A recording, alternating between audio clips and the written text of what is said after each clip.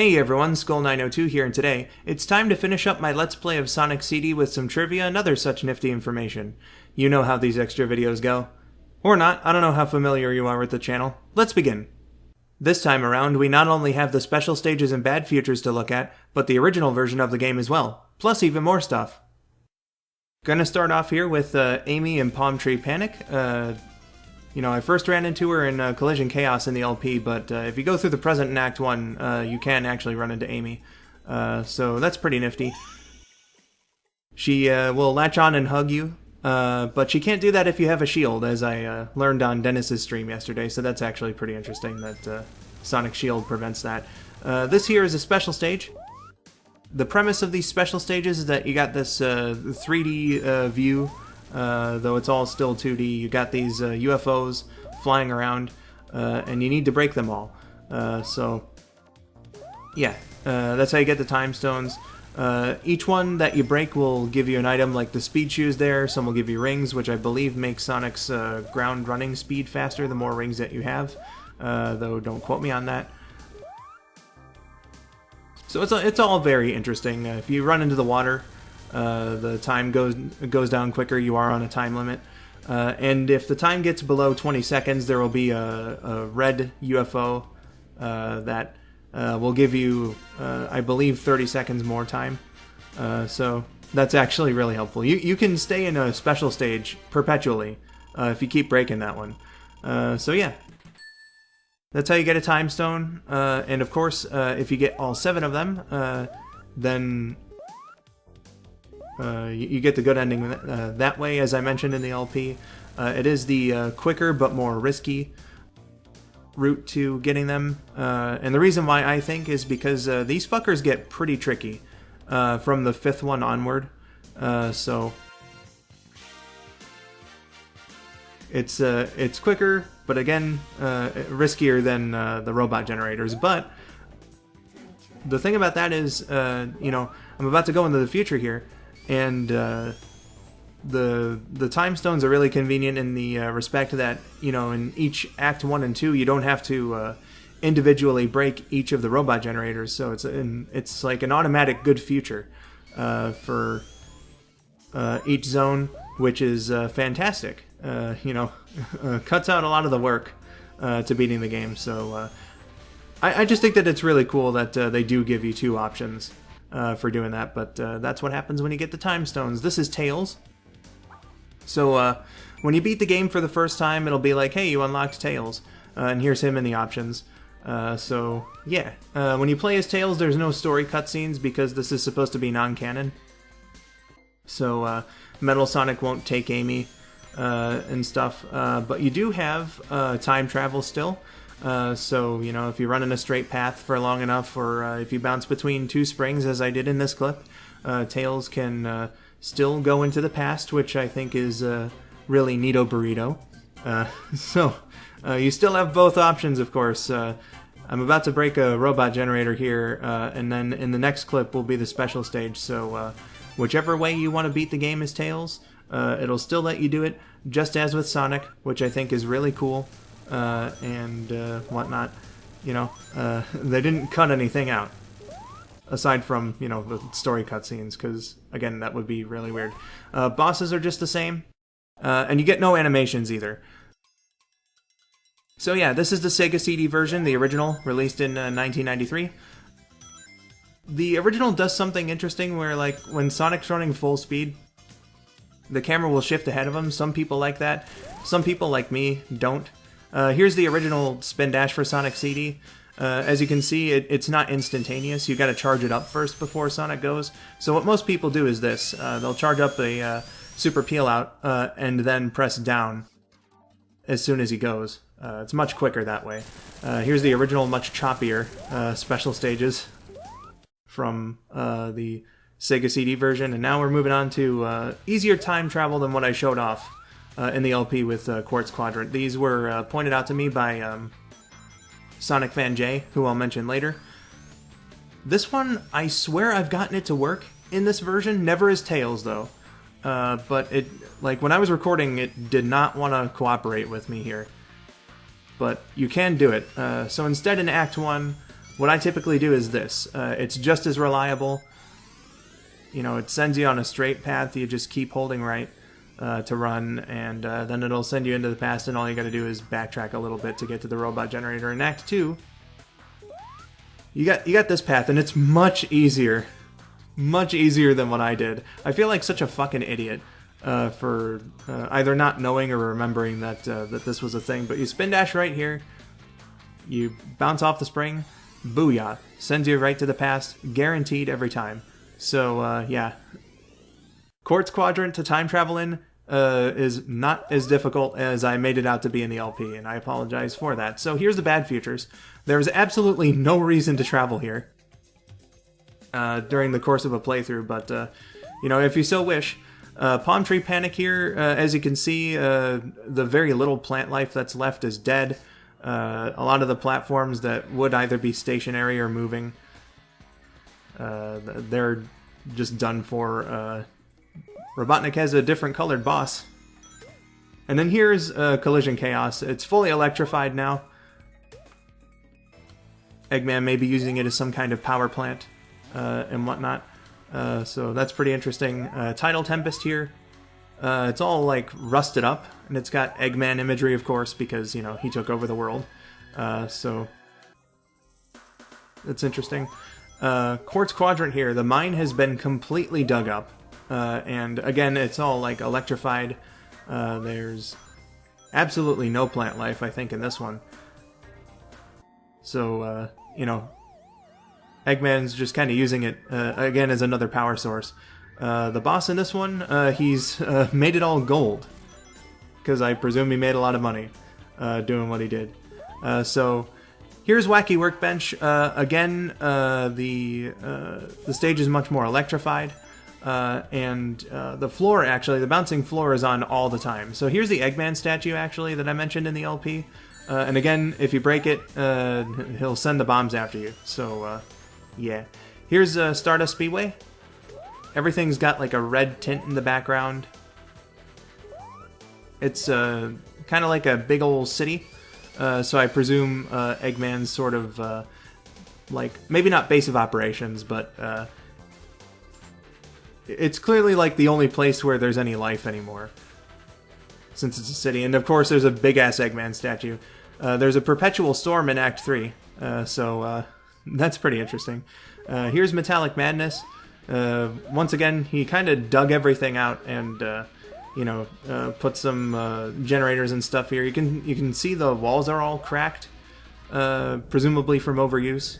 And then the final boss here is indoors, and there's like this big engine or whatever the hell in the background. So yeah, that's pretty much all the bad futures and stuff. So here's a little Easter egg. If you leave the game running for 3 minutes, Sonic will just give up. He'll just straight up give up, and it's not fun. So again, near 3 minutes, he'll give us a little bit of a jumps off the screen, and boom, instant game over. There are a couple areas where you can completely avoid this. So like he'll jump, but then he'll go into like a little tube and then you know, keep going. But I think that's kind of mean, actually. Like, what if you accidentally didn't pause or something? Fuck's sake. Also a little creepy, what with the game over music and shit. But here's the staff credits, actually, for the 2011 version. I can't show them all off, obviously, because that would take too much time. But if you beat the game as Tails, instead of, you know, the original credit sequence and whatnot, because obviously hiring, you know, animation studio to do new animations would have taken a lot of time and money.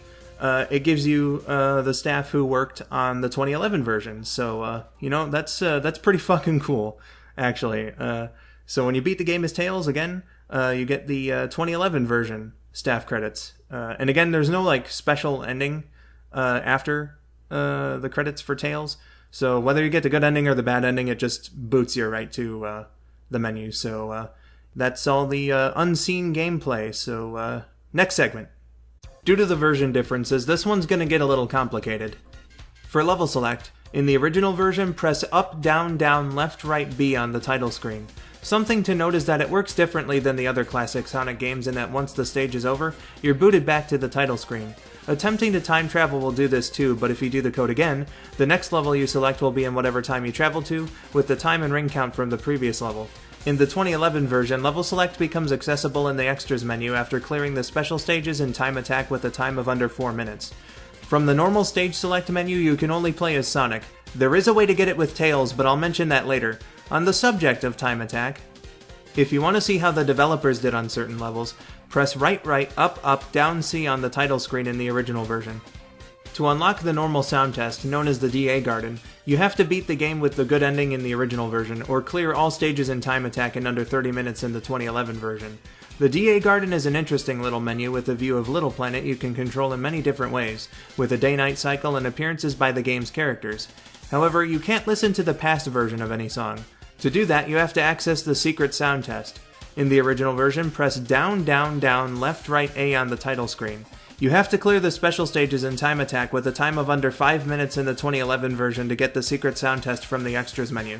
This sound test becomes important to a lot of the other cheats and extras. Those goodies are accessed by inputting 3 numbers listed under FM, PCM, and DA in the original version. In the HD version, the FM slot isn't there, so the codes are only 2 numbers. Debug Mode is accessible after putting these codes in the sound test. As you might expect, Debug Mode works just as it does in the other classic Sonics of the time, so let's just move on. Much like Sonic 3 and Sonic & Knuckles, there's a hidden special stage you can play by inputting all 7s in the sound test. If you put the code in correctly, for those of us that can count, it says welcome to secret special stage or welcome to the secret special stage before letting you in. This one's got an Eggman motif and it's pretty fucking hard too. Beating this one gives you a list of the people who worked on the special stages in the original version. In the remake, it just sends you to the 2011 staff credits. According to a former QA tester for Sega of Europe, this special stage was meant to be in the proper game itself. Beating it would have replaced the ring monitors and stages with S monitors that acted as a prototype version of Supersonic by giving you the speed shoes and invincibility at the same time with no change in appearance. Here are some odd ones that only work in the original. On the title screen, if you hold down and A, then press up, down, down, down, down, up, you can move the clouds around with the second controller. Truly the most useful cheat code in all of video games. Found yourself stuck or otherwise inconvenienced? End Sonic's misery by pressing A, B, or C while paused. Doing this will kill him, so you don't have to wait for a time over or hope for an enemy to do the job for you. With this code, you yourself can be Sonic's enemy. A 2011 version exclusive. If you beat the normal stages in under 26 minutes in the time attack, you unlock visual mode from the extras menu, which will allow you to watch the opening, both endings, and a pencil test of animations from the opening and credits. Of course, I had to save the best for last. These are hidden images accessible from the sound test. These codes get you an image of Tails drawn by his creator Yasushi Yamaguchi saying, "See you next game," as this one was originally meant to be released before Sonic 2. Though you could take it as him saying he'll be back in Sonic 3 and K ready to extract revenge on those who wronged him. You'll get MC Sonic rapping with Metal Sonic and Eggman backing him up with these codes. This one was done up by Kazuyuki Hoshino, who I guess was the only person in Japan who listened to rap music at the time. These codes give you a Chibi Sonic with gray eyes by Masahiro Sanpei. Ain't he adorable? The message next to him reads, "You are cool" by Sanchanzu. Thanks man, I needed the pick-me-up. The last two are pretty fucking weird. Ever wanted to see Sonic done up like Batman? Put these codes in to see just that with an image drawn by Takumi Miyake. Good fucking god, he's muscular. And of course, the infamous one. When you enter these codes, you get this creepy son of a bitch. Just good lord. Weirdly proportioned Sonic with a human face bearing such a sinister grin and mustache, and the off-looking pose too. Though a lot of its creepy factor comes from being paired with the boss theme. For North American players, we got the ominous, intimidating tune. In Japan and Europe, well... honestly, that song kinda makes this screen funny. The words "fun is infinite" are scrawled across this one, which was drawn by Masato Nishimura, who put Majin as his signature. Majin, of course, translates to devil in English, so pretty appropriate, I'd say. This feels weird having only one ending that I have to cover. But here it is. So here's the bad ending of the game. Much like in the good ending, it's going to start off with this little bit of animation here. Sonic's carrying Amy along, and then they're going to land nearby the Never Lake once jumping off the little planet. So Sonic, again, he just runs off, doesn't check up on Amy's condition or anything. Big jerk. But the chain explodes. And Little Planet's gonna rise into the sky, and it seems everything is alright.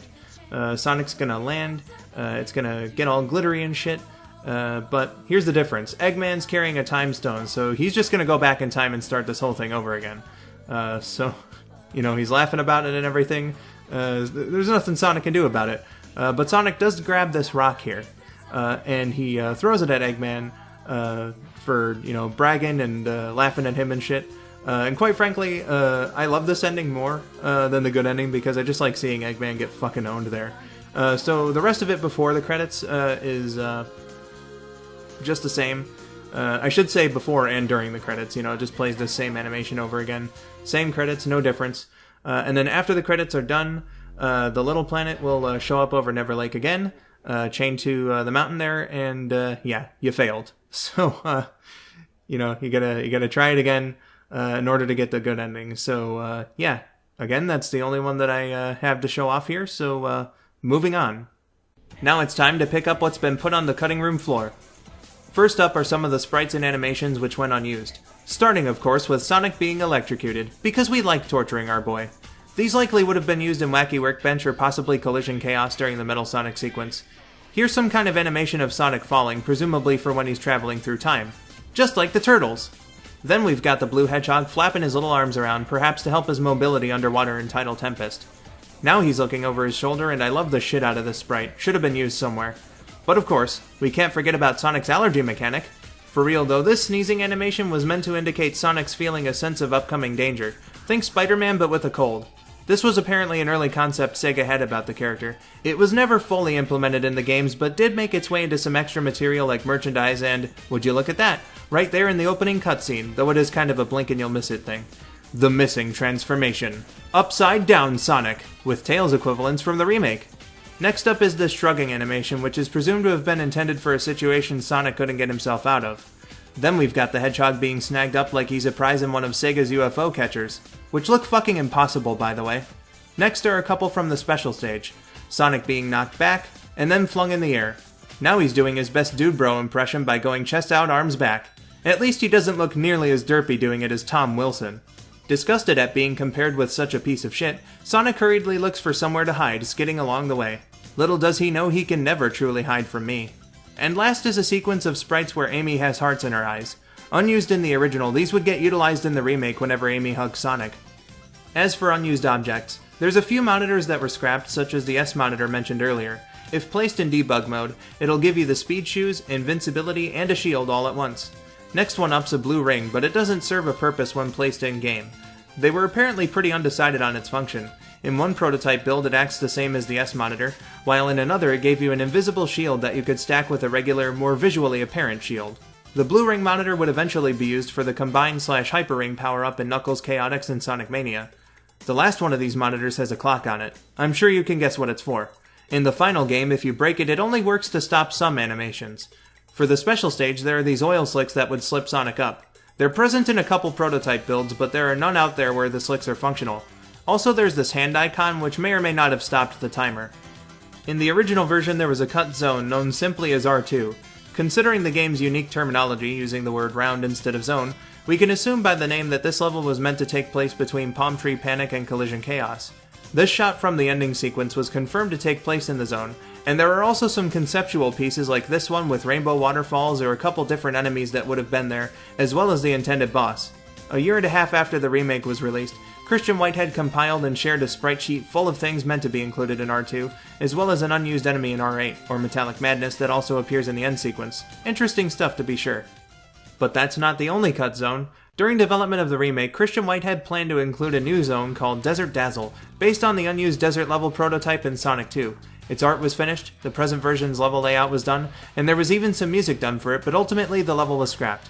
A mock-up of it, which you're seeing now, can be accessed by putting in PCM32, DA8 in the sound test.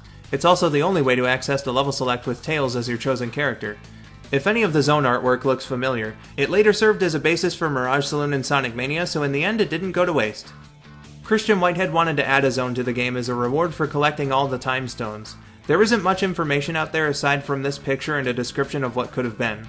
No consistent flow of time, Eggman's robot taking up a big chunk of the map, the boss itself would have been nigh invincible. Sonic would have to reach warp speed, but wouldn't need to do so with time travel signs in order to damage the robot by going backward in time. The boss would have also played the final boss theme. If all the time stones were collected, you'd hear the normal boss theme in Metallic Madness Act 3. An interesting concept for a boss, and I guess Mr. Whitehead thought so too, because a couple of them would be a part of both Titanic Monarch and Egg Reverie Zone in Mania.